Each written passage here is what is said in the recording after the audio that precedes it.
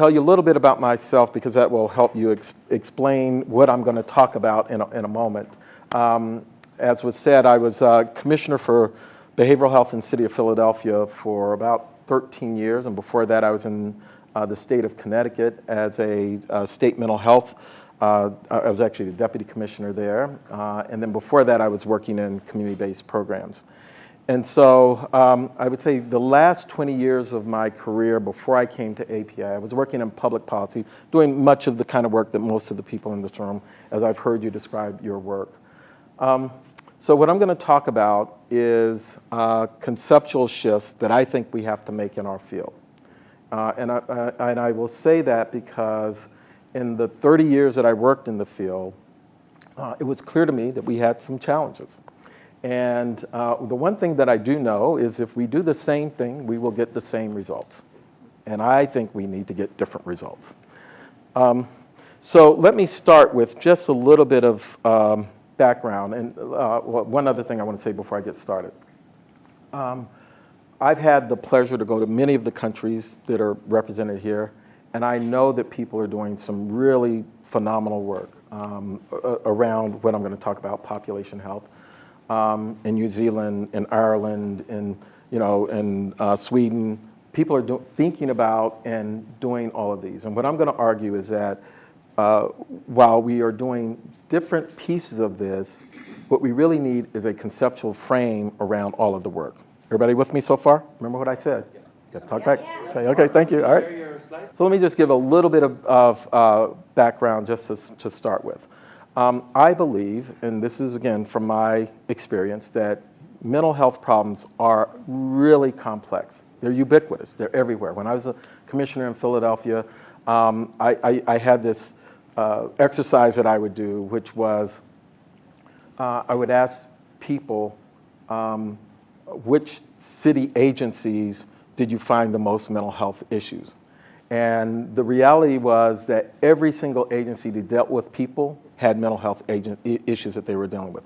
The police, fire. Why? Fire? Why? Because fire are our first responders. They're the paramedics that go out, and often those are people who are in psychiatric crisis. The libraries. Why? Because libraries are in urban areas, and people with mental health issues who are homeless end up in libraries, and librarians don't know how to deal with them. Even the people who do building inspections. We're like, how does building inspections? Because when they go out and they look at buildings that need to be condemned, often it is because people are hoarding and they have psychiatric problems, right? So it's anytime there are people, you see these issues emerge and they're complex, and people in those settings often don't know how to deal with them. Everybody with me so far? Okay. Very complex, and the way we've designed our systems doesn't reflect that complexity and doesn't deal with the complexity of all of those issues and how they emerge. And I'm going to tell you what the paradigm is. And the pandemic has just exacerbated a lot of these problems. So many of the solutions to these things, I've heard it in how people, what people were saying, we need to be more focused on prevention. We need to take a public health approach.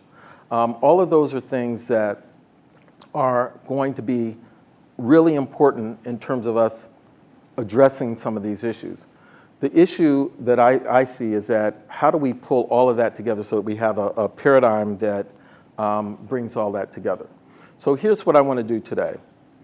I want to close the gap between what our desired paradigm is and what we actually do in our field. And I want to talk about the conceptual shifts that I think are necessary. I want to talk about some strategies that we can use. And here's the big takeaway for me. I think that, and I'm saying this as a former person who spent their career trying to make systems better, I think we have to shift from thinking about systems to thinking about people. If you get nothing else out of what I'm going to say today, if we can make that conceptual shift, I think we can start to solve a lot of the problems that we see. Everybody still with me? Yeah. Okay. So if you've ever heard me talk, you've heard me talk about the black box, right? And I think that the paradigm that we currently use in our field, and I've been to your countries, many of your countries, I think this is probably true in most places, is a black box paradigm. The way the black box paradigm works is that people get sick, they come to us, we diagnose what's wrong, we treat what's wrong, and then we discharge and assume that people are well. Would you agree with that pretty much? How many of you are clinicians, just by the way, trained as clinicians? Okay. So I think that's the way most of us are trained. And this model has helped millions of people, absolutely. And in fact, what we know is that for the treatment of mental health challenges, we are as good or better than treating most other chronic conditions. So we know that this model works. But we also know that there are some problems with this as a mental model for how we treat mental illnesses. And I just told you some of the challenges when I worked in the city, how these issues showed up everywhere. And if I were to ask you, which I'm going to do, what are some of the challenges? Here's some of the things that you would probably tell me. You would say, well, first of all, Arthur, a lot of the people who have problems never get to the black box. We know that 50% or less of people who have mental health challenges never come to treatment.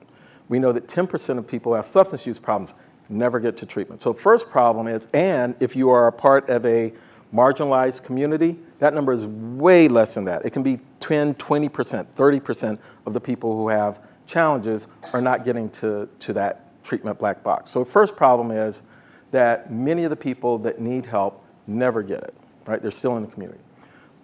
And the reason that people don't get there is varied. Sometimes it's because the treatment doesn't exist. Sometimes there are barriers to getting into treatment. Sometimes it is that there is stigma. People know that treatment is there, but they won't go. I heard someone say that they were working on the issue of stigma, right? We know that that's an issue. There are lots of different reasons and complexities to why people never get there, but the thing that we do know is that if this is the only way that we can help people, there are a lot of people we're missing. Secondly, you would probably say something like, well, it's a box, and when people come to us, they come to us with complex issues. So if you have a co-occurring mental health and substance use issue, and you go to a box that is a substance abuse box, your mental health issues may not be dealt with, or vice versa. You would also say that the box is acontextual. It's outside of the context in which people recover, that people get better. And so often treatment does not, while it may help with the symptoms, it may not help people with the recovery process, okay? You would say that when people left, people are not well, and that what we have here is an acute model for what we know are chronic conditions. Because we know if you have depression, even if the symptoms go away, you still have to do things to maintain your recovery from depression or substance use or whatever it is. What did I miss? What are some of the other problems with this as a model for how we design our systems? Lack of diversity. Okay, so it doesn't deal with sort of the diversity and the differences that we see. What else? Lacks integration. Integration in what way? Integration with other services that can provide or have a responsibility Okay, outside of the body. very good. So someone said that they were working on social determinants. Who said that? Someone? Okay, a couple of people are working on social determinants. And we know that social determinants actually are critical for people's recovery, and this is sort of separate from that because it's focused on one thing, the symptoms related to their behavioral health condition. What else? Give me two more. Yes? And also to do with a red arrow pointing back with backflow with treatment. Okay. So this is, it assumes that our recovery process is unidirectional, which we know it's not, is people go up and down. What else? Individual focus instead of... Okay, another really good point, which is we treat people as individuals as opposed to understanding them in their social context. And especially for children, that's really important when we take kids out, treat them individually and not within the context of their family. Give me one more. It doesn't really address agency. I'm sorry? It doesn't really address agency. Hey. So it's a thing which is done to somebody or for somebody. Okay, so yeah, this is actually pretty passive in terms of what's expected of the person, which is you come in, we come up with a treatment plan for you, and you sign the treatment plan. It's like the old change model, isn't it? You put the car in, they will get You come out the other end, right. So I think the point is that all of you see, and we all see, that there are problems with this as a mental model for how we think about how we help people who have mental health conditions. I think the biggest challenge is that the primary focus is on treatment. And I say that as a person at the American Psychological Association who spent my whole life trying to make treatment better, to get more treatment, still believe that treatment is important, but the point is it cannot be the only thing that we use to help people. Okay, so let me start making the case for a different way of thinking. So this is in the US, about 25% of the population has diagnosable mental health condition, 75% do not. And the way our system works is if you're above this diagnostic threshold, you get services. If you're below the diagnostic threshold, you don't. The problem with that, there are many problems with that, but let me just point out a few. One of them is, all of us in this room knows that mental health issues are on a continuum. This treats mental health as if it were binary, that it was either you have it or you don't. If you have it, you get services. If you don't, you don't. So first problem is that there are many people in this 75% who don't have, who may not cross that diagnostic threshold but have subclinical issues. We saw that during the pandemic. We saw lots of people, particularly frontline healthcare workers, under a tremendous amount of stress. They could have benefited from some intervention, but because they didn't have a diagnosis in our healthcare system, at least in the US, we would not have seen them. The other problem is that people may be down here today, and they can be up here tomorrow. So these aren't stagnant groups where people come into the world with a mental health diagnosis and we know who they are, and we can just treat them. People are going between these. They're going up and down that continuum. And because our systems, or at least our system in the US, is built on this idea of having a diagnosis before you can get help, we miss the opportunity for early intervention. I heard a number of you say that your work is around prevention. So our system is inherently not focused on prevention, and in fact, most systems, when I was a commissioner, spend probably about 2 to 3% of their dollars on prevention. Most of the resources are on treatment. The other factor, so part of the issue is who, then part of the issue is what? What stands out in this graph about the factors that influence our health status? What's the number that really stands out to you? It's okay. We're among friends, so you can't say anything wrong. Go ahead. There's one big number on the right-hand side, which is bigger than all of the other numbers. Yeah, but probably should have activity added to it as well. Yeah. Lifestyle factor. Yeah, so one number is really big, but there's one number that's pretty small, and that's the number I wanted you to focus on. Healthcare, right? So healthcare actually, if you look at how healthy we are in life, healthcare actually accounts for a very small part of the variance in our health status. And there are all these other things that have a much greater impact. In the US, we're going to spend this year probably close to $4 trillion on that piece of the pie that accounts for 10% of the variance in our health status. And often in mental health, we don't look at all of these other ways that we can help people. So part of it is who are we focusing on? Part of it is what are we focusing on? And someone mentioned social determinants. We know all of these things like housing, income, all of these things can influence people's health status. So I started with a black box. And what I wanted to shift to is, well, what's an alternative mental model for how we can think about how we help people? And I want to suggest that and I'll use the term population health. By the way, if you Google population health, you will get lots of hits, and you will be very confused because none of them will say the same thing. So I want to tell you what I mean by population health, and hopefully you will agree that this makes sense for how we address issues. So an alternative way, if you took that pyramid where we sort of dealt with things in a binary way, we said we're not going to just think about the top part of the pyramid, but we're going to think about the whole pyramid.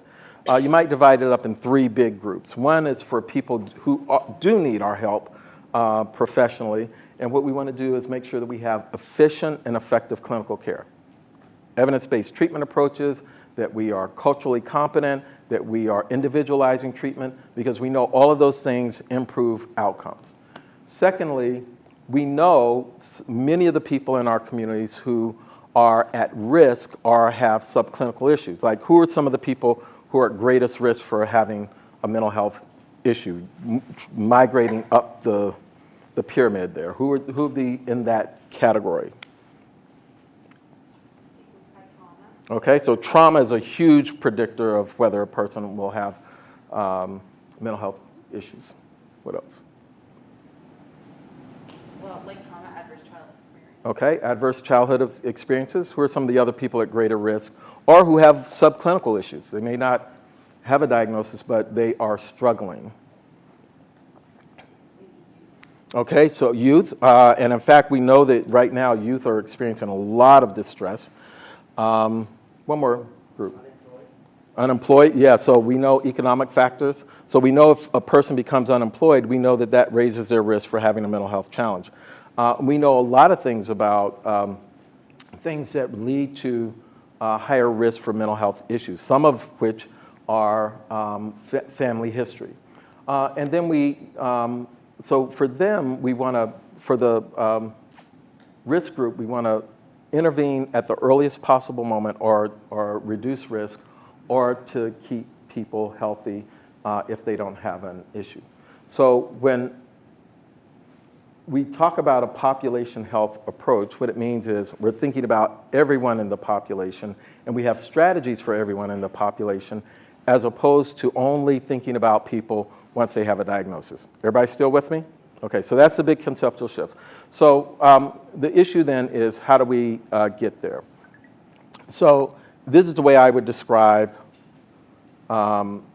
if we were really working from a population health standpoint. One was that people would be routinely engaged in self-care, that someone had mentioned that, you had mentioned agency, that one of the things that would happen is that, like for many of us who exercise, unfortunately I'm not one of those, diet, all of those things, that we would be doing things that would help maintain our psychological health, that people would get help at the earliest possible moment, that we would have resources in the places that people live, work, and play, and that we would have a public mental health infrastructure. So I was really curious about the person who said that their system was moving to, I guess, incorporate mental health into your public health work.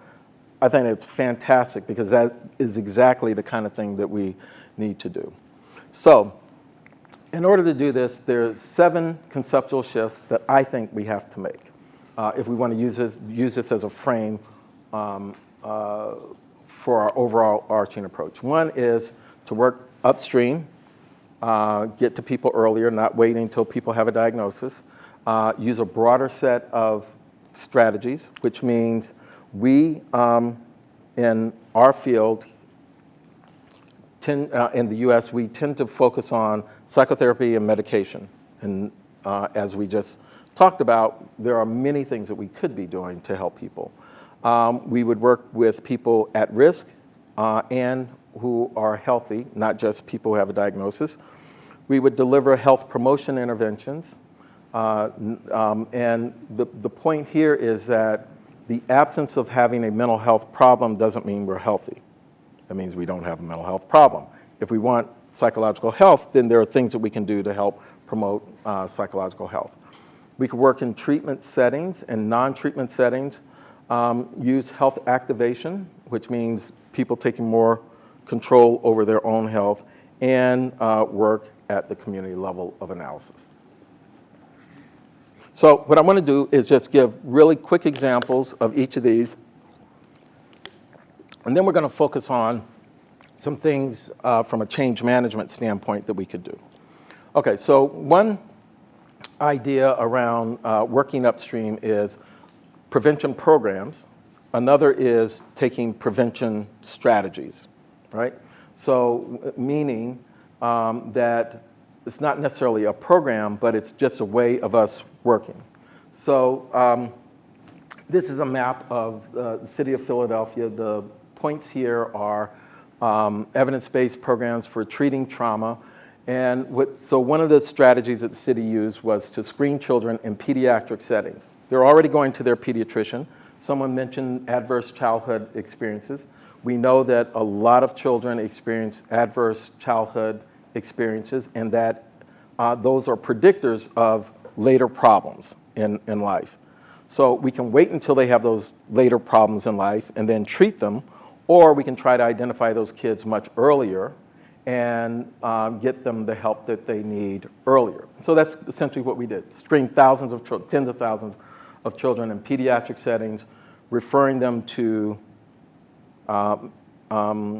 evidence-based treatment programs, TFCBT and CFTSI, those two evidence-based treatment programs.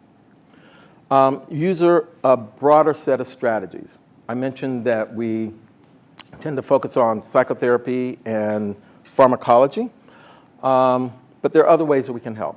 So this is an example of that. So the Surgeon General of the US just put out a report recently on workplace mental health. Actually, APA worked with the Surgeon General on the report. And basically the idea is this: how many of you worked in a toxic mental health or a toxic work environment? A work environment that really negatively affected your mental health, right? Well, if we can work in environments that can negatively affect our mental health, we can also work in environments that positively affect our mental health. And so the idea is that one of the things we can do as a mental health community is to help organizations create environments that are supportive of people's mental health. And by doing that, we reduce the demand on our service system, but more importantly, we improve people's lives because we're trying to create a context in which people are supported psychologically. Working with at-risk and healthy populations. So I made the argument that not only should we be concerned about people at the top part of the pyramid, but there are people at the middle and the bottom part of the pyramid that also could use our help. And for those of us who are trained as clinicians, as I am, I was trained to work with people at the top part of the pyramid. I didn't get any training on how to work with people in the middle or the bottom. So the issue is, for us, what are the things that we can do to help people work more effectively in the middle parts of the pyramid? So this is an example of the kinds of things that we can do. So in Philadelphia, in the US, men of color are often disproportionately not getting the services that they need. They often are incarcerated, they are often homeless, they are often getting help in the worst possible places. And so part of that is the way we design systems, but the other part of that is the stigma that these men might have.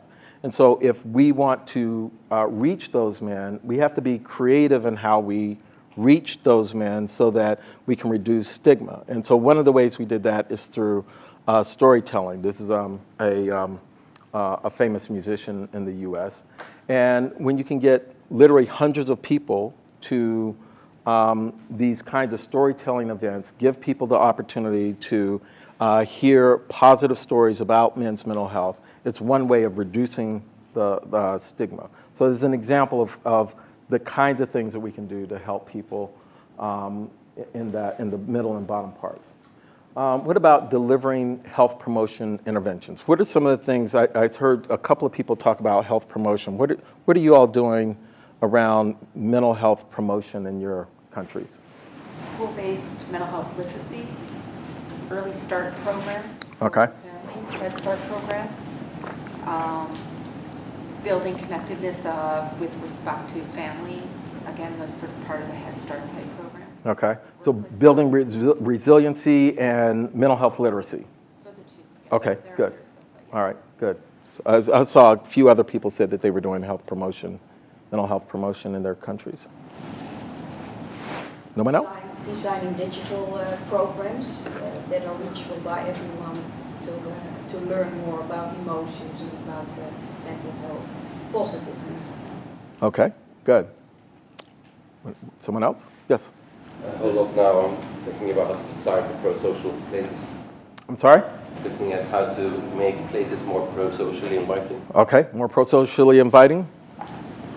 Things like walking groups, men's sheds, things where people meet other people and chat and do stuff. Okay, so lots of different examples of things that we know if we can expose people to these things or get people to do certain things, that this can have a very positive impact. So one of the ways we do it at the APA is a Stress in America report. We survey the population. During the pandemic, we were doing it every 3 or 4 months, and looking at the things that were causing people's stressors, because we wanted to educate people about things that they could do, how they could, things that they could do to prevent the kinds of stressors that they were having, or if they were experiencing a lot of stress, things that they could do to reduce their stressors. So it's an example. Working in non-treatment settings, like with this community, Burmese and Bhutanese communities, who asked us to put mental health professionals in the places that they were already going, as opposed to asking people from those communities. A number of you were talking about different cultural differences, asking people to go to our treatment programs. What we did is to put mental health professionals in the settings where people were going. What about using behavioral activation? Because I think some of you had mentioned ideas related to behavioral health activation or mental health literacy. What kinds of things are you doing around mental health literacy in your countries?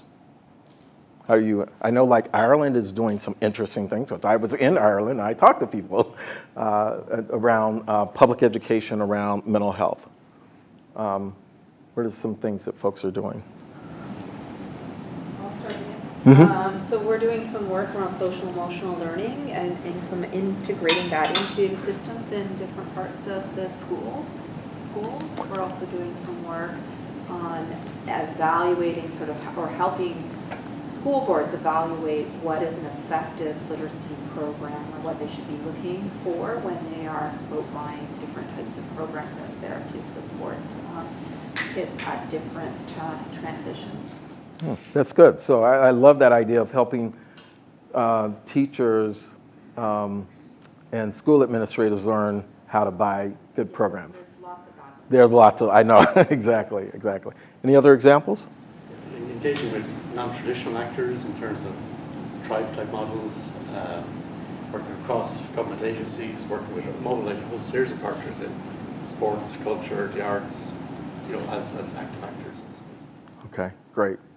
Mental health first aid is one of the strategies that we use here in this country. And then community level of analysis. Many of you have seen some of the murals that are done in Philadelphia as community art projects to help engage communities around different topics like resilience or immigration and the stressors that has on people, or issues like suicide, or how one recovers.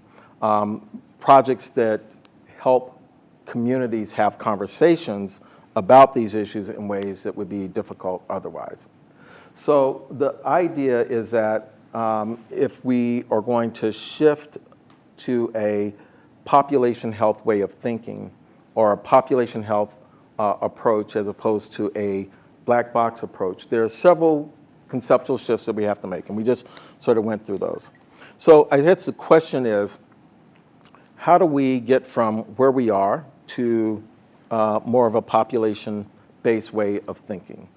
So let me give you a few things that I've learned along the way in terms of change management strategies. Everybody still with me? Okay. So first is establishing conceptual clarity up front. If we are, what I have found is that if we're going to make substantial systems change, one of the challenges is that how do we get consensus around everyone around working from a consistent and similar perspective. I mentioned the issue of if you look at population health or Google population health, you will get literally dozens of different ways that people talk about it. So for example, one way that people talk about it is that they will, that population health is stratifying the population and then giving the resources to the people who have the greatest need. Now, I think that's kind of what we already do, which is putting resources only at the point at which people are in crisis, as opposed to thinking about how do we help people across the continuum of need. So if that's your way of thinking about it, and someone else is thinking about it from a different perspective, you're going to have those kind of clashes. So thinking about and building a common framework is a really important strategy in moving to a population health perspective. Secondly is building infrastructure. How many of you are in systems where you're trying to make systems change? So what are some of the things that you're trying to do? What are the changes that you're trying to make in terms of systems change? Yeah, we really try to implement a well-being government and budgeting approach to in local and regional, inspired by New Zealand and others. So that's a massive new approach to think about people's capabilities as a resource for societal development. So that's a system. So incorporate the idea of well-being into how... In the governance from the absolute mayor's point of view, across all the silos, and measure and support that kind of transformation. What are the challenges you're having in doing that? One is absolutely the conceptual piece, because we intended to understand mental health as a silo, not as a systems issue. We are struggling a lot with the words and the conceptual conversations. How do you want to see it if you're coming from different sectors? And which words are you familiar with that connects to it? So that conceptual piece is absolutely clear. The other one is that everything is optimized to run stuff within each silo. But the infrastructure across silos, also investing space to learn and innovate is absolute, because in a very sort of intentionally efficient system, you might lose a lot of capability to try new approaches. So you're stuck with the system that you have, not The system you are. processes to get to where you want. Yeah, so I heard a couple of things. One around sort of conceptually, if I'm a mental health person and you're talking about well-being, that doesn't really kind of fit with, okay. Someone else, I saw a number of people. Yes, what are you doing? I think that's defining mental health. I think you got to speak up a little bit because I know they can't hear you over there. Okay, no worries. So I guess for us it's that risk that mental health sits outside of the health system when people think about physical acute health. And also we're trying to do lots of work to improve promote mental health and wellbeing across government as well. So understanding, helping our colleagues in other government departments like work and pensions, like housing, education, that mental health and wellbeing should be a key part of everything that we do, and actually that it's not so difficult to incorporate that and embed that, but that's quite a paradigm shift, I think. So yeah, okay. So people just not kind of understanding how mental health is integrated into their work. Yes, yeah. One of the things that we see a lot is we have to not build infrastructure, but dismantle existing infrastructure in order to have an organizational cultural change. So it's not just continuing to build on what's existing, but to dismantle parts to rebuild. So that's an interesting idea. So you're trying to go in one direction, but you have infrastructure that makes it difficult to do that. Can you give an example of one of the things? Yeah. Licensing, accreditation. Oh, yeah. Okay.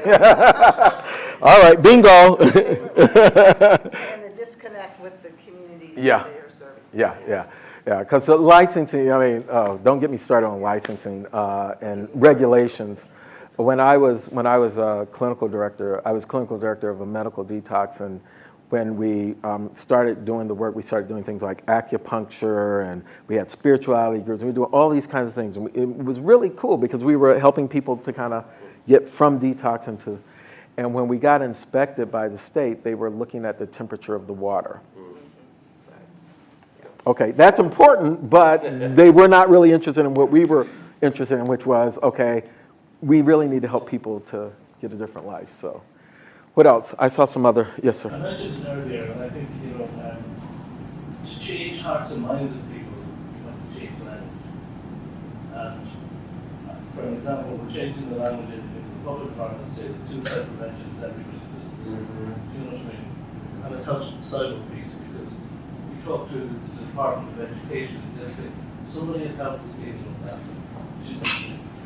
If you talk, say, the Department of Justice, somebody had helped is dealing with that. So what we did was we worked with the Department of Justice, so every police officer in Ireland, before they become qualified police officer, is trained in suicide prevention as part of their undergraduate. Just two other things. Local government, which is, what do you call it here? It's local government. Yeah.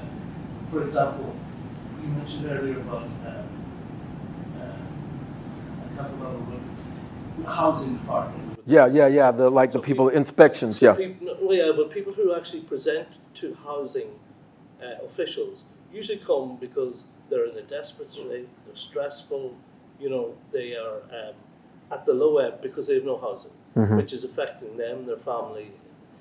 But a lot of the staff who work in local government don't know how to deal with, they only know to tick a box. That's and right. ask questions. That's right. So we couldn't get any traction with local government. So we flipped it and elected representatives. So we went to their national organization. Every time the public talk to you guys, it's always with a problem, isn't it? It's never with, you're doing well, you know what I mean? It's always a problem. They go, yeah, we should train you to deal with that. Well, good idea. But can we also train the housing people who actually, so we got 10% of public representatives, elected public representatives, to train, and in turn they have to have 10% of their housing to train. Now, it's taken a bit of time. Yeah. But it's everybody's But it's worth it, because at the end of the day, you're not only getting those 10%, you're starting to shift the culture, right? And the mindset and how, the hearts and minds, right? Yeah. Who else is doing systems change work? Yeah, I'm going to say one thing, and then I want to build on some of this too, because it's quite interesting. We've been doing mental health promotion and prevention and public health for quite some time.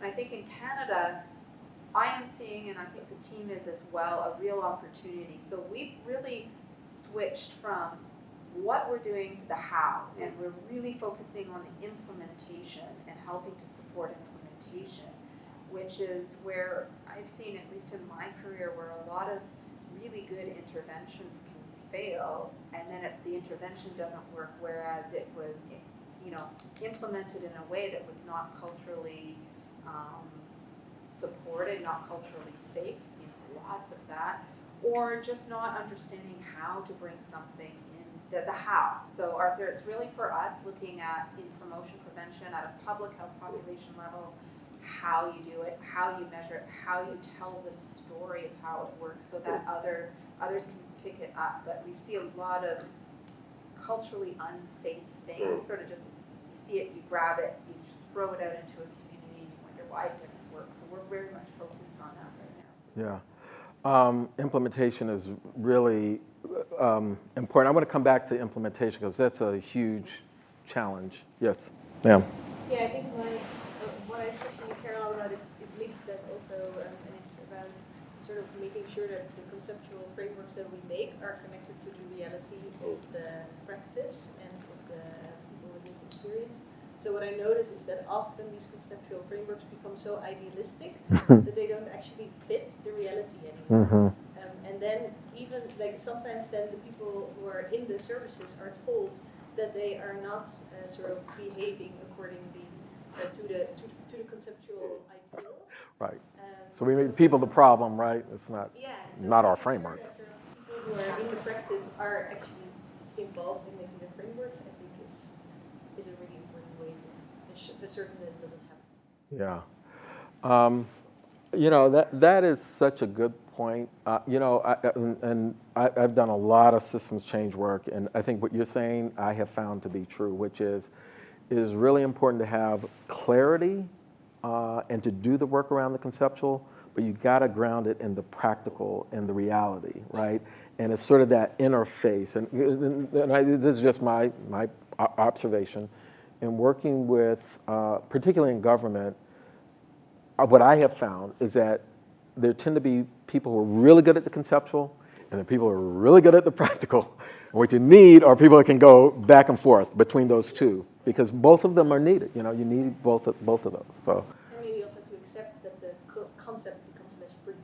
That it's not be necessarily less. existing. Yes. It's less pretty.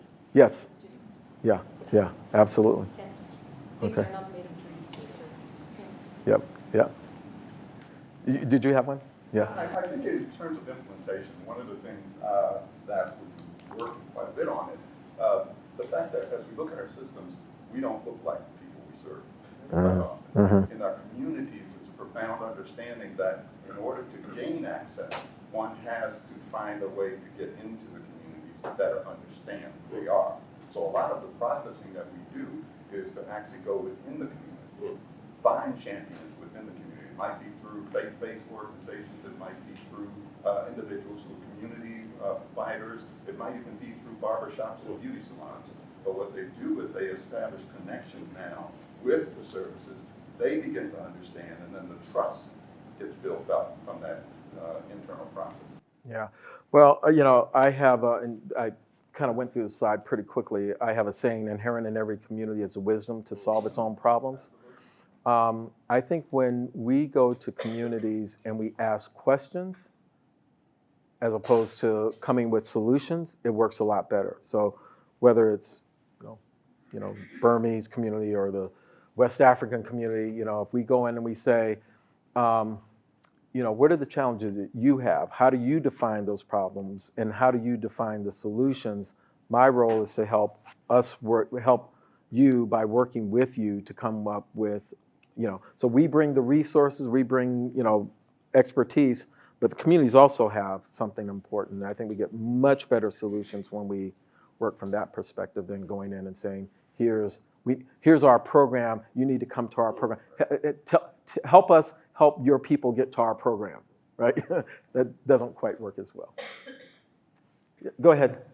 Well, I don't know how to articulate this well because it's kind of spiraling in my mind, but just listening to Brian, I think what I've been thinking about is when we're talking about building infrastructure, then to that point, the infrastructure really is community by community. And so, the concept for our organization of co-production is so important. And so, getting into the community and understanding what the community wants and needs and already has as strengths in that community is where I think we need to think about then what is the infrastructure to help support the community to do this? How do we create a flexible infrastructure that leverages assets and strengths and needs and people so that it's really the community designing what's going to be supportive with help to do that. So I guess what I'm trying to articulate, maybe not doing a great job of, is that idea of building infrastructure is broad, but then also very unique and specific to each community. I agree, and I think the reason I added this, because I know I'm talking to a lot of government people, right? So I worked in government, and governments are usually designed to do what they do, right? If you want to do something different, you have to have infrastructure to do something different. And I'll just give you an example when I was in Philly.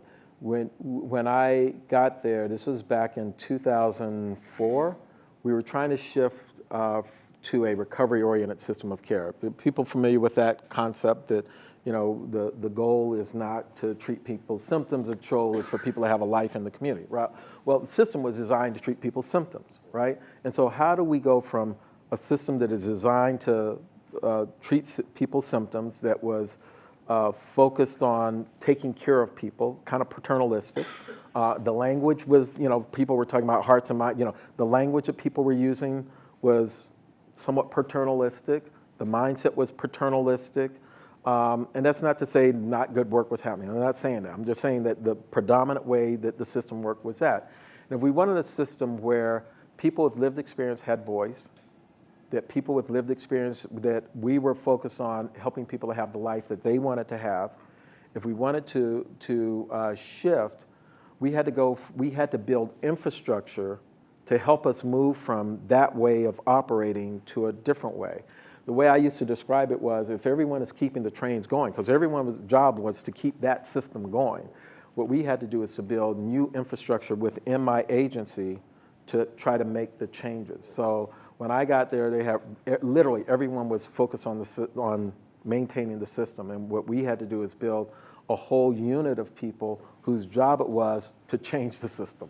And so I think for people in government, sort of the whole premise of this talk is that often we have a desired way to get there, but we don't take the time to figure out what's the infrastructure that I need to build within my agency to get us to there. And that is everything from, I'll just tell you some of the things we did. We built an evidence-based practice and innovation center. Why? Because implementing, I don't know who said implementation was really difficult. Okay, right.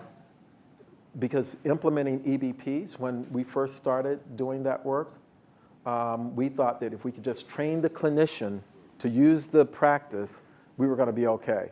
I'll tell you, that does not work, folks. That doesn't work. What you have to do is you have to train the clinician, and you have to change the organization. You have to change how they do supervision. You have to change how you pay them. You have to. There are all of these other things that go with that. And so if we did not build the infrastructure to do all of that other stuff, and we just trained the clinician, we weren't going to get the kind of change that we wanted. We did, we created a storytelling capacity. So one of the most powerful things that I have found in all of my systems change work is when people with lived experience have voice. That makes a huge difference. You would never come to a conference in Philadelphia and not hear the first person talking after the welcome was a person with lived experience. And that just changed completely the tone. And so if we knew that was a strategy that we're going to use, we had to build up a cadre of people who could do that. So we had to build infrastructure to train people to do that. So I think thinking through what are the change management strategies that you're going to use, and then how do you build into your agency the capacity to create that kind of capacity. That's what is meant by building infrastructure. Yeah, go ahead. Yeah, because I figure I really all 100% with you. I think one of the things often hard to get through in government is investing in infrastructure. Because the idea is that you send as much as you can out to the clinician's level, and everything else is seen as costly overhead. While it's probably quite important to have some structure, so we're having that in a lot of conversations of how do you make sure you have the right amount of fund and capability and quality assurance of how you're doing your infrastructures. Is that something you recognize that in your countries, that you want to have every dollar out to the program, and then therefore keeping anything at the sort of some level, either at the localized community level or that does the infrastructure support functions, is really hard to keep financing. Mm-hmm. Mm-hmm. Other people finding that? I see heads nodding. 100%. Yeah, I think So how do you do that? How do you solve that problem? Go ahead. So the change management and the barriers sometimes come from within, and you have to change the psychological infrastructure of those who work within it to change, because there are vested interests. And you mentioned that unless, it's not as easy as the loaves and fishes parable where you give fishing rod and, do you know what I mean? Mm-hmm. There's all the other people that need fishing rods as well, but they don't want it because they work off the land, and I'm happy there, Mm-hmm. So it's getting a whole systems change. Mm-hmm. And that's whole systems change from funding. Mm-hmm. So if primary care requires psychology, Mm-hmm. we don't look to mental health services because most of our budgets sometimes are going on that small percentage of the upper end. But how do we share these budgets now? Mm-hmm. How do we make it that, we share the input at a primary care level, which is upstream, Mm-hmm. to prevent people. And Yeah. those are hearts and mind changes and psychological infrastructure where those vested interests are. Mm-hmm. And particularly in our system in Ireland, it's very much honed on financing our acute hospitals, which is non-mental health. Mm-hmm. You know, emergency departments, Yep. beds, trauma Yep. rates, you know what I mean? Yep. It's hard to get the money out of that because, you know, when you have a hospital, you know, beds, you know, people can see that. And in fact, here in the U.S., one of the big fights, I don't want to say fights, but one of the big things that we have here, discussions, yes, that's the word, that we have here is, you know, you hear this all the time. I'm sure Ron has heard this. The reason we have homelessness in the U.S. is because we don't have enough psychiatric beds. I hear that all the time. It's not true, but people can see a bed, and I see this problem that I can see that. When you're talking about things like supportive housing, they don't get that, right? So part of the problem we have is a lot of the things that we know help people and work for people are not things that are as tangible as a bed or a hospital or a building. Numbers counting. They're numbers counting as opposed to, So that's how it puts, I suppose, outcomes, and that's where the mindset is sometimes with us. Yeah, On yeah. outputs, not outcomes. yeah. I suppose there's also public expectation, public appetites. Come back to Holly's point. Yeah, they can't hear you back there. Oh, sorry, can't hear you back here. Just a piece about public appetites, public expectations. So they come back to Holly's point earlier that most people would probably prefer a band. Use your mic. Yeah, if people could use their mics, that probably would help. We're talking about public expectations and public appetites. And I suppose most people would probably prefer a bad idea well executed than a good idea badly executed. And I suppose their traditional experience of a mental health service is a system that's essentially dying. Staff have lost faith in it and it's moving away from itself. And you know, there is a bottom line there to core expectations and experience. So so it's very hard to convince people that you have a better idea and that you get a better product and a better solution if their experience is one of collapse and failing. So the colleagues' experience always in rumour had roles in dismantling and probably cleaving away, you know, dead wood from old systems. The question is, you know, can we articulate to the public in a convincing way that they want to buy into saying, yeah, I can see you've got a credible product here and I can subscribe to it. Politically, you know, it's very difficult to go out on a limb unless you can do that with the public. End of message. Yeah. Go ahead, Frank. Use the mic. Let's start using the mic so people can hear. Okay, can you hear me? Yep. Going back to your idea about change management, I think one of the weaknesses is that we don't have leaders who understand things like resistance to change. And I've seen many situations where they want to put a change in, they get the resistance, and therefore they then decide to use their power to push it. There's more resistance. And I think it's the leadership development that we have in the mental health sector is weak. And I don't think we create a situation where people can become promoted towards leadership. You did that in Philly because you had a leadership development group. Yes. And that's unique though. So my sense is that if we want to look at change management, those are skill sets that are not normally, they could be retranslated from a clinician's perspective, but yet it still is a different way of dealing with it. And I think that to me is a major weakness of going to a population public health approach if we don't be able to train our leaders to understand how you actually make that change take place. Yeah, I agree. Go ahead, President. 100% with you, Fanny. I think the particular thing there as well is actually managing across silos is probably almost the hardest thing to lead. So you might have had the training in top-down financial action, but that's something very different from how you're progressing a large systems development process. So I agree, I think that's absolutely necessary. I also think that the other half of this is what the storytelling piece, and also maybe the way we have to do this is to make the absolute light bulb looking at in the different private sectors we're working with, and they have to have the privilege to define these problems within the context of their particular sectors. and then invest towards that. As far as we try to both ask to do stuff and then not contributing funding to that, it's not going to happen. It's my experience. But then the process is how do they grow the right way to do this within education, within businesses, within whatever you have. Not us, we will be a facilitating partner and we can work with them, but they also have to work within the cultural and financial structures within that specific sector. There's something there in terms of, if we're talking about mental health, well-being, resilience, or so, that might be quite varied across the different other sectors that we want to work with. But that's a truly huge challenge for us to sort of come around that and learn together how to do that together. So yeah, more of that. Mm-hmm. Oh.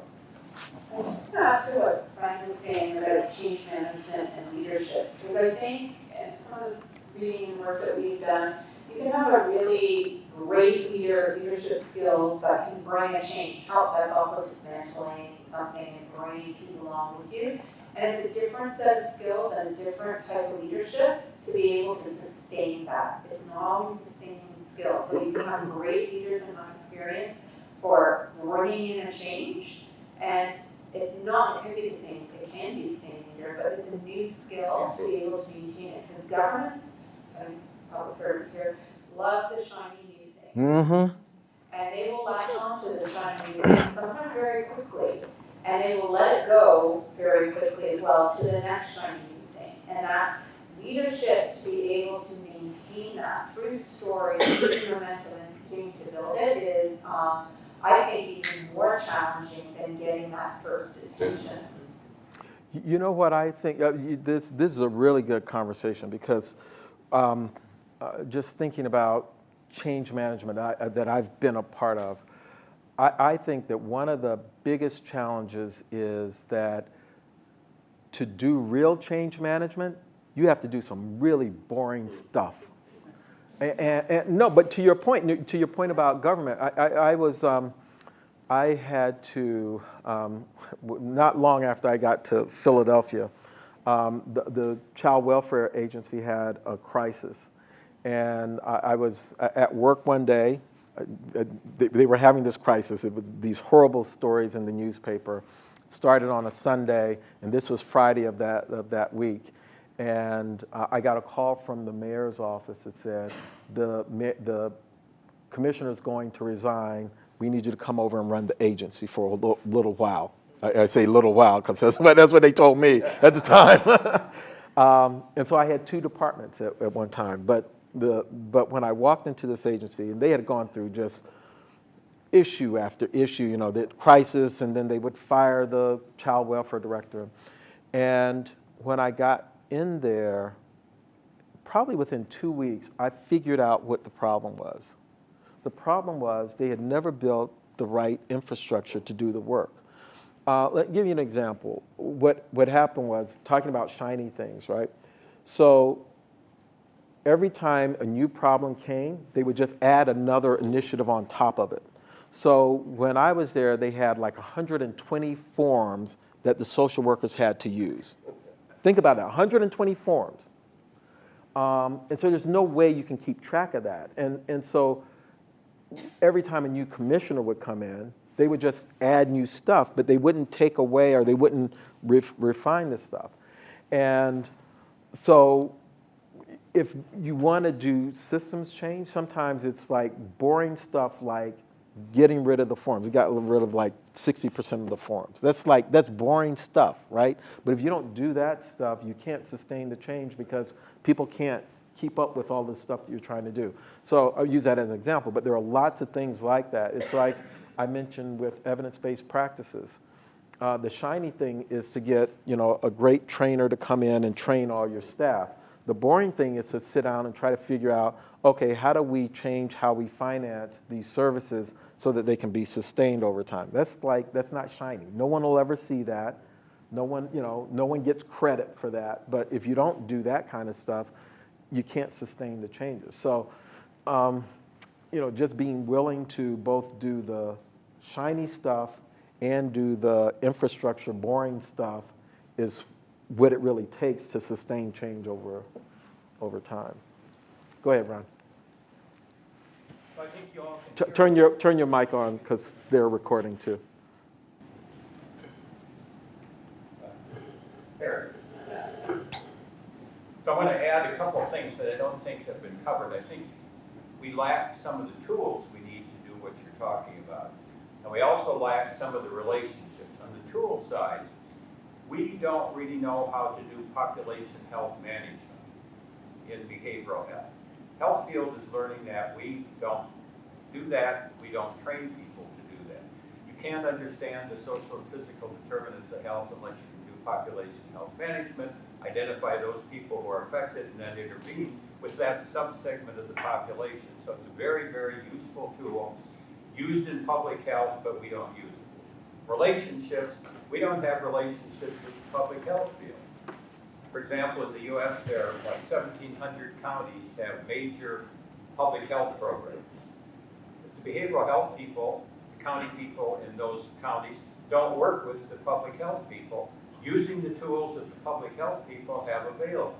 And public health people want to work with behavioral health. 988 would be a very good example of this. So I think we need to develop the tools, and we also need to be developing the relationships and expanding ourselves a little bit. Another example of relationships would be with the politicians.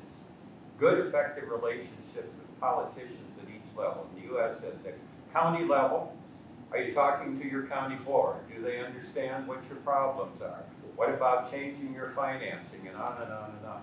The state level, how many people in behavioral health go and give testimony at the state legislature? Next to none.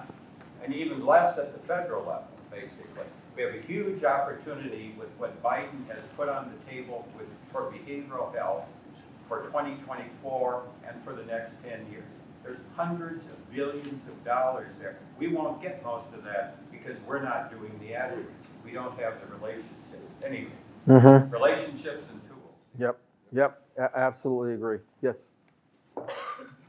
I think a fundamental infrastructure piece that's really lacking in Canada anyway, and I think perhaps globally, is having the data to measure the impact of change, to measure system performance. You know, often there's a lot of process type data in hospitals, coming from hospitals, very little data available in a consistently collected way in communities, and then a huge gap of privately held databases by private providers and private insurance companies that are not, shared. And so overall, we don't have a good picture of system performance to monitor the change. Yeah, and I think to your point, you're talking about sustaining change. One of the best strategies is to have the data to show what the impact you're having. My view around data may be a little different than most people's. I'll tell you what my view is. And this is after, like I said, 30-year career of being on lots of different systems that were trying to collect data. I think two things. One is we have to have a developmental approach to data collection, and we have to have a population-specific approach. What do I mean by that? If you're doing systems change, by definition, in the early years, you got to look at process because you're not going to have outcomes. A lot of the outcomes that we're looking at are 2, 3, 5, 10 years out.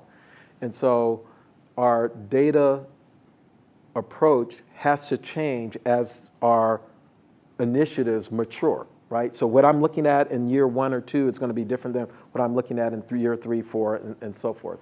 So, and I think that a lot of times what we do is we set up these systems and we say, this is what we're going to collect, and it's static in a world and in a system that is changing. So that's one of the problems. Then the other thing that I found is that the data has to be specific to the population. I was in so many initiatives where someone would come in and they would say, okay, we're going to collect this data and we're going to collect the same thing on everyone so we can see how everyone's doing. Well, that doesn't make any sense to me. Because if I'm working with a person who's homeless, what I care about is, are they not homeless, right? I would care about their symptoms. I care about how they're doing on their GAF and all of that stuff. But what I really care about is whether they're not homeless. If I'm working with a child, I'm looking at very different kinds of outcomes. If I'm working with a person who has long-term, has schizophrenia, I'm looking at different, and so a lot of times what I see in systems is that people come in and they say, we're going to collect the same thing on everybody so that we can compare everyone. And it doesn't make sense because the goals for each of those different groups is different. So just something to think about as you're thinking about your data strategy. I mean, I think the other big piece of infrastructure for us is the workforce. And I think it goes back to the points about the team, and the team you need at different levels. And I think there's something about us stopping asking for data and finding out what data is useful. And then thinking about, well, actually, what does that mean for the definition of the workforce?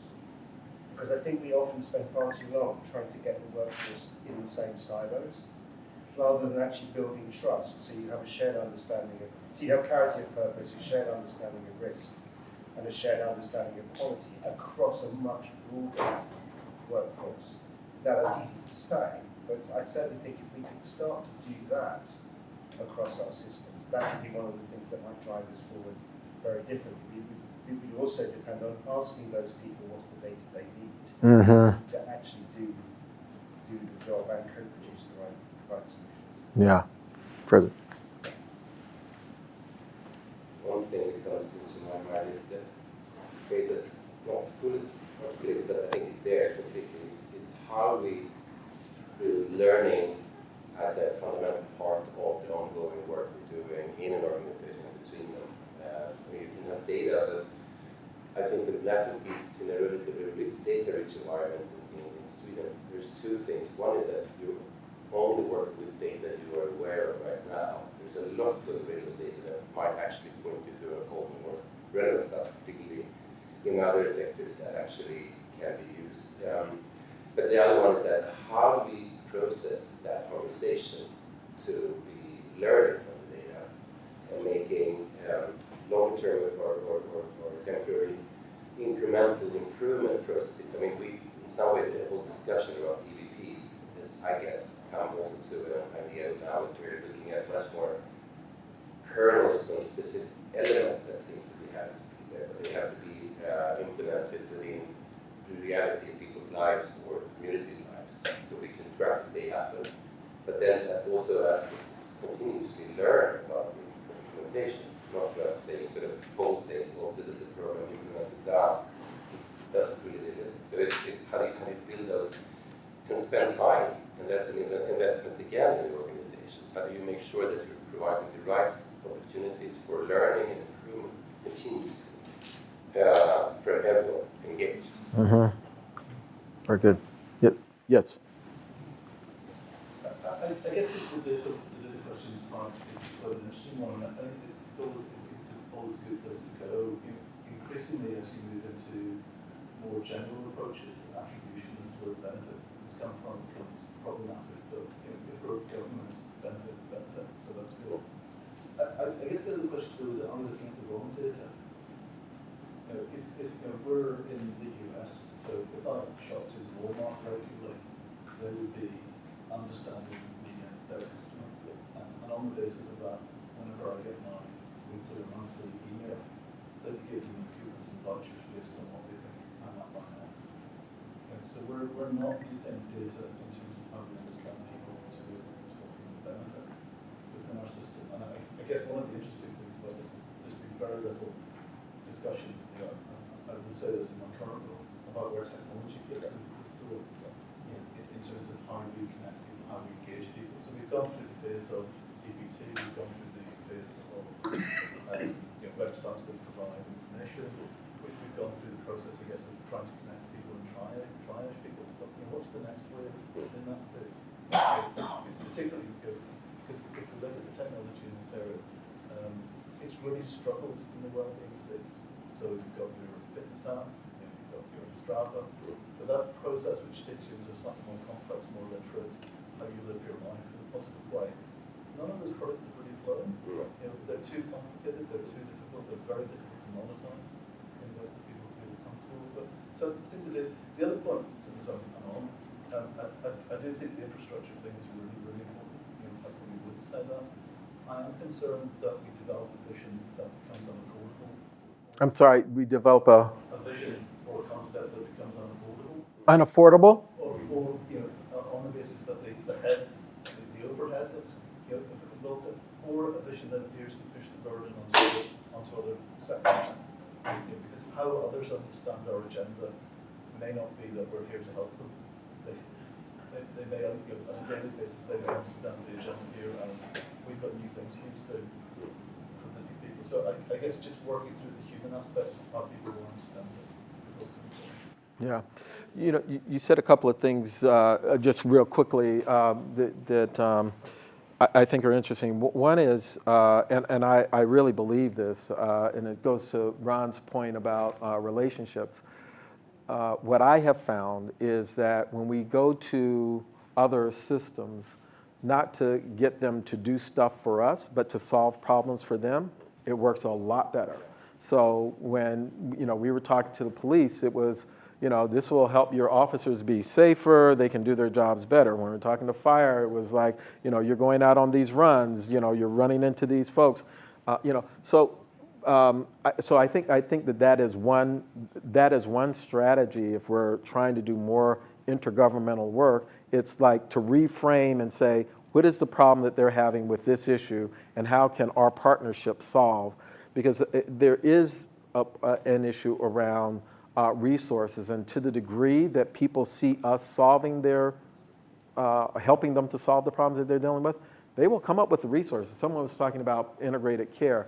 My experience with integrated care is that once you get mental health professionals embedded within a primary care setting, they do not want them to leave, right? Because all of a sudden, now the primary care physicians have a way of dealing with all these issues they had no way of dealing with. And so they then are willing to come up with the resources to support that because they see how that's going to help them do their job. Go ahead. Yeah, thank you. We're closing down a little bit on this part of the day. The conversation is not finished actually. And we're going to have after the break also discussions on questions that have already been raised. But before we end your interesting discussion or dialogue, as I prefer to say, I would like to ask if someone who hasn't been talking or hasn't been asked a question really wants to raise something before we end this part. And Jenny is trying to get into. So please continue and I'll ask the question again and then we close for this part. First a small, yeah. Thanks for the opportunity. Just a few reflections then on leading out within New Zealand a number of years ago, what we called coexisting problems. So we had mental health addiction and trying to get the workforce to do both. Any door is the right door. What we didn't do was that high-level roadmap thinking. If I'm not sure now what the change of practice years tenure is. If it's 15 years, 17 years, something like that. 17. 17. We should, in reflection, have had the brave question about how long is this really going to take for a change of practice? Can we do a 17-year roadmap to really embed the change and to see that occur? And also the other thing that we could have predicted was we need the implementation team to keep going over that 17 years. We acknowledge local variation, the way the workforce could still look to do things differently in their part of the country, but the consistency around the same messaging, the same principles, the same values. If we'd have been brave enough to have challenged the system to say, let's make this a 17-year plan, we would be doing it now. Instead, we've now got a different perspective, a different approach, and which perhaps might detract from what we started all those years ago. Yeah. Well, I think it's a really good point because if you look at systems that have made significant change, it's because they've had consistent, not the same person necessarily, but consistent type of leadership over a period of time. Because to change any of these things takes time and it takes effort. And if it's changing every time a new leader comes in, you can't get the traction on those issues. So one of the things I think all of us should be thinking about. If we're serious about making a change in our system, we have a period of time that we're going to be there. It might be 5 years, it could be 10 years, whatever. It's really important to put into place systems that allow the change management process to go forward whether you're there or not, right? To think about what could I do? I used to think, like for child welfare agencies, I think they should have some kind of board, some kind of advisory group that sits outside of government, that doesn't change every time the government changes, that provides continuity. Because if, in the absence of that, what happens, and I saw this as soon as I left that agency, they got the full-time person, they brought somebody else in, completely changed what they were doing, and it was just back to the way it had been. She came in, did something very flashy, didn't build the infrastructure, and within a couple of years, that infrastructure imploded. Because they didn't take the time. So I think if we can think about how do we approach change so that if I'm not here, the change continues, I think is a really important thing. Let me just, since we're out of time, just give you a few things to think about over lunch. High-level roadmap, I can talk more about that. Helping people to redefine themselves, meaning if I see myself as a clinician, and now you're asking me to think about housing, they may not see that as relevant. But if you help people understand that, what you are is a mental health expert who can help people with a variety of different problems, that redefinition may be what it takes to help people stay engaged in the process. Don't underestimate the power of inertia. All of us are, it sounds like everybody's in government, so you know that the system will tend towards the status quo, and the minute you let your foot off of the brake or the pedal, whatever the metaphor is there, it will go back to the way it was. So do not underestimate that. And this is one, I really want to talk a little bit about this after the break. Risk aversion. I was a political appointee for 20 years. So for 20 years, I had zero job security, right? So, and for people who were in my position, we tend to be risk averse because we don't want to end up in the newspaper. We don't want to cause a problem for the governor or the prime minister or whoever it is you work for. We don't want to be criticized. And so that means by definition, we play it safe. We color in the lines. And if we want to do some of the kind of changes we've talked about, can't be risk averse. So I want to talk about that after the break. And I think the last point is, and I think people are kind of touching on it, but I want to be very explicit. At the end of the day, if we really want to radically change systems, we have to create a movement. It's not about changing a system. It's about how do we get lots of people to buy into, as it was said here, how do we change hearts and minds so that even if we left, even if we're not there, the idea is so compelling that people keep pushing it forward, right? And so if we can be intentional about that, it makes a huge difference, all right? So throwing out ideas, right? So the idea is that when we come back in the afternoon, you guys are going to talk about, all right, you're going back to your countries. You have some ideas about how to change systems. We're going to talk about that and talk about strategies.